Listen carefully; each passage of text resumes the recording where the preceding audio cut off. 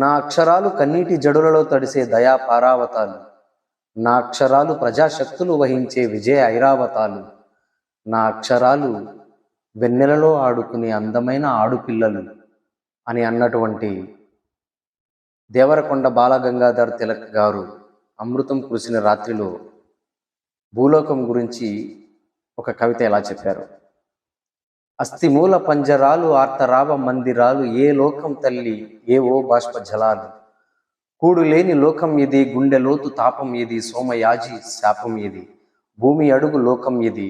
చట శబ్దమేమి చక్రాలకు రక్తమేమి, చట శబ్దమేమి చక్రాలకు రక్తమేమి, ఏం లోకం తల్లి ఇటు కనిపించడు కాలనేమి.